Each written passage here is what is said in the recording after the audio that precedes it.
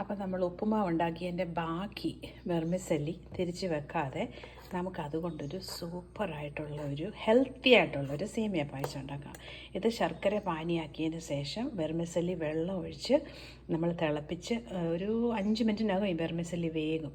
എന്നിട്ട് കാഷ്യൂനട്ടും അണ്ടിപ്പരിപ്പ് മുന്തിരി അതെല്ലാം കൂടെ മിക്സ് ചെയ്തിട്ട് നമ്മൾ ഓർഗാനിക് കോക്കനട്ട് മിൽക്ക് ഇങ്ങനെ കാർട്ടണിൽ കിട്ടും. ആമസോൺ ഇന്ത്യയിലുണ്ട്.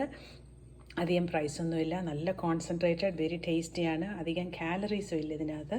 അത് നമ്മൾ ഒരു ക്യാൻ ഏറ്റവും അവസാനം നമ്മൾ വെള്ളം ഒഴിച്ചത് വേവിച്ച് തിളപ്പിച്ചതിന് ശേഷം ഒരു നുള്ളു സാഫ്രോൺ ഇടണം, ഒരു സ്പൂൺ ഏലക്ക, പിന്നെ ജീരകം വറുത്തത് എല്ലാം കൂടെ പൊടിച്ചിട്ടതിന് ശേഷം ലാസ്റ്റ് മിനിറ്റ് നമ്മൾ ഇതിൻ്റെ ഒരു കപ്പ് ഓർഗാനിക് കോക്കനട്ട് മിൽക്കും കൂടെ ഒഴിച്ചു കഴിഞ്ഞാൽ ഈ ഒരു കാർട്ടൺ ഞാൻ ഈ കണ്ടെയ്നറിനകത്ത് ഒഴിച്ചിട്ടുണ്ട്. അപ്പം നല്ല ടേസ്റ്റി ആയിട്ടുള്ള, അധികം ഷുഗറും ബട്ടറും ഗീ ഒന്നും ഇല്ലാത്ത വെരി ഹെൽത്തി ആയിട്ടുള്ള സേമിയ പായസം. ഇതിനകത്ത് നമുക്ക് 1 കപ്പ് മൂങ്ക് ദാൽ പുഴുങ്ങിയതിടാം, നമുക്ക് ചവ്വരി, ബാർലി അങ്ങനത്തെ ഏതെങ്കിലും ഹോൾ ഗ്രെയിൻസ് ആഡ് ചെയ്യാം. ഇത് very simple, easy to make. Enjoy.